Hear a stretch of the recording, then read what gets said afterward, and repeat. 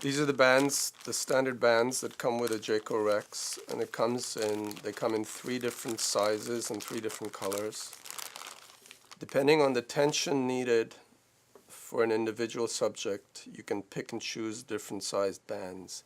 The blue is the highest tension band. This we put primarily on the humeral section. And what we do with this is if the distance between the spools is relatively small, we generally try to double this band.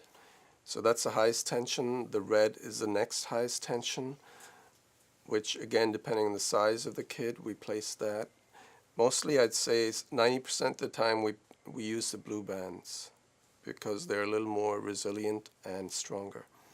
The yellow band is the least tension, and we place that generally for the forearm section. If you require fine adjustments to the tension, we use the yellow bands. So here we're going to show you how to select the right number of bands for the optimal balance.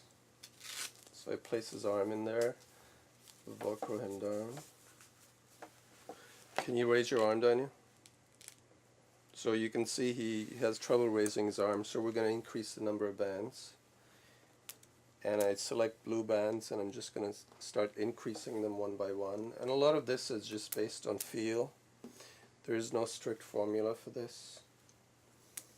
As he begins to lift his arm, you'll know you're getting close. Can you lift your arm? Slightly better.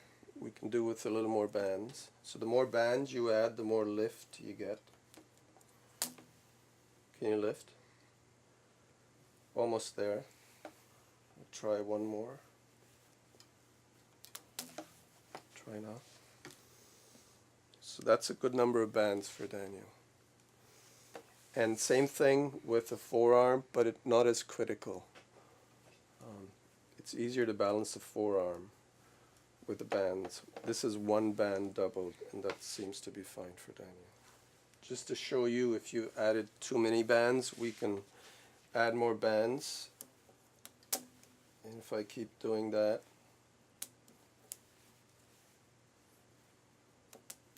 can you raise your arm? Can you touch my finger here?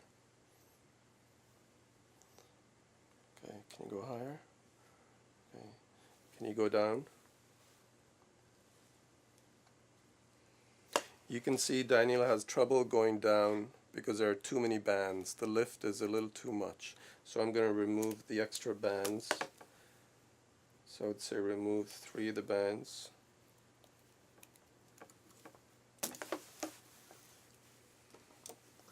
Can you touch my finger? Okay, so that seems to be the right number of bands for Daniel.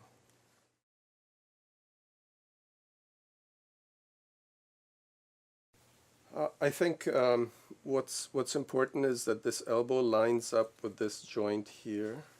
So if the WREX is too far back, and I can show you with this button down here, if I move it back, he's jammed in a little, and this interferes, so we need to make sure that's free and he's moving smoothly in that position. And then you can adjust the bands based on the size of the subject. For Daniel, we've put 8 bands on. In general, you can also double bands, like I showed you here. But with this length, if you double a band around this length, they tend to snap. So we go with single bands. And then one more thing we can do is to prevent this from swinging in. You can lock this stop in the appropriate place. If I want to stop it here and prevent it from coming in, I can put this stop here and then tighten this screw, and that locks it in place and stops that from coming in, which could be an awkward movement. As he comes in, then it's out of alignment. Can you touch my finger here? Can you touch it here? Down Give me 5. All right. This axis of this joint should be as vertical as you can get it.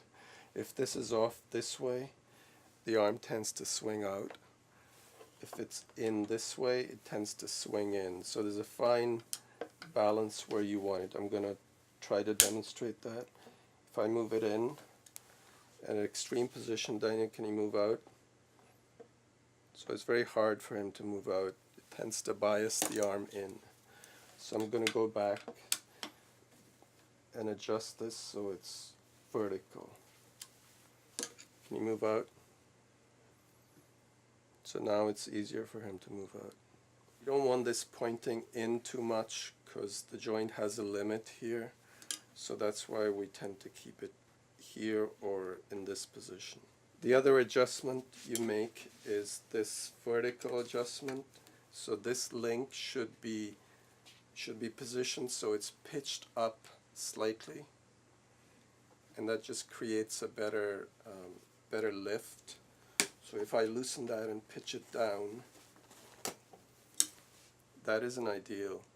That prevents him from going up as easily. So I want to take that, make this adjustment, and then have it pitched up about 5 degrees, and really tighten down on that because there's a lot of torque. So this allows him good movement. As far as the wheelchair brackets, we try to, it varies depending on each individual subject. We try to have all this hardware back here on the inside of the chair, so it doesn't add more width to the chair, which might be a problem going through doorways. But if there's too much stuff here on the wheelchair, that's fine. We can go on the outside. So after having Daniel set up, I'll show you how to remove the WREX. You want to remove the subject's arm from the trough first before removing any of the WREX from the wheelchair. So place his arm down. What you also have to be aware of, this has a lot of energy in it. If the arm is not in there, that springs up.